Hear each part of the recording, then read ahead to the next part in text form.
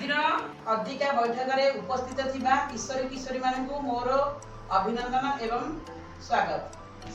कंचा इटारे मजबूत घर तैयारी होई परिबो कि? कसी मंदिरे गोटे सुस्थ सबल गछ होई परिबो कि?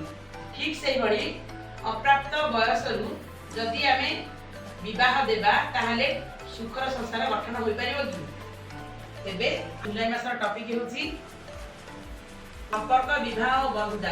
गत सप्ताह रे आमे से विषय आलोचना करथिले। वर्तमान आमर बाल्य विवाह कौन, एहा द्वारा आमर समाज रे की प्रभाव पड़े एवं आर कौन कौन आईनगत दिग रही एवं एहार कारण कौन, ए सब विषय आज आमे आलोचना करिबा।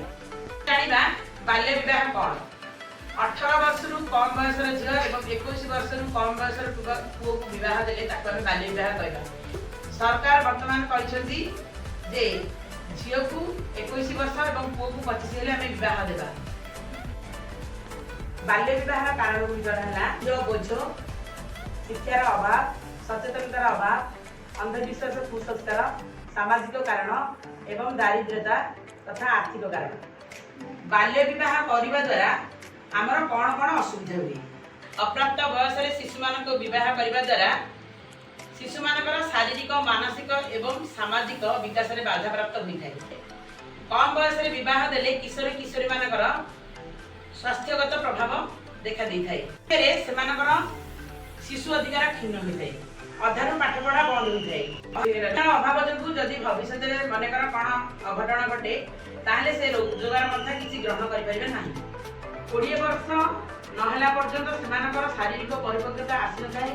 फल जितेबाला से कम बयस गर्भवती हुए से मातृ मृत्युहार पड़े थाए तथा रुग्ण अवस्था हो जाए। किशोरी माँ गर्भवती हेले किशोरी माँ ठारू जन्म नहीं शिशु संपूर्ण भाव में विकसित हो जाए एवं फल कौन हुए ना शिशु मृत्युहार होता है एवं कम ओजन शिशु जन्म होता है। समाज में घटना घटुची जे जेतेबेले किशोरी माने गोटे प्रेमिक को धरी पलायन करती से माने परवर्ती मुहूर्त रे यौन शोषण शिकार एवं शिशु श्रमिक को बाध्य होता। बाल्य विवाह को ना कहतु समाज में घटुवा बाल्य विवाह को समस्ते सामूहिक भाव में षड़ उत्तोलन करते। बाल्य विवाह निश्चित रोकवा एवं पिला सुरक्षा देवाई आईनगत गोटे ढांचा अच्छी जहाँ को बाल्य विवाह निषेध आईन 2006 बोली कहुए। जो पितामाता माने एवं अभिभावक माने बाल्य विवाह सहित संपृक्त थांती से माने आईनतः दंडित होता।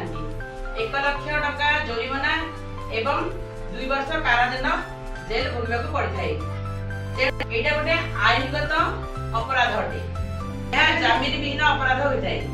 आखपाख अंचल कौन सी जगह चाइल्ड मैरेज होती आपण माने जदि जान पाले ताहले संगे संगे हमर 109 को कॉल करि पाइबे। तत्सहित पुलिस सहायता मध्ये नै पाइबे 100 को कॉल करि पाइबे एवं हमर बाल्य विवाह निषेध अधिकारिणी सीडीपीओ मैडम को मध्ये जणाई परिबे।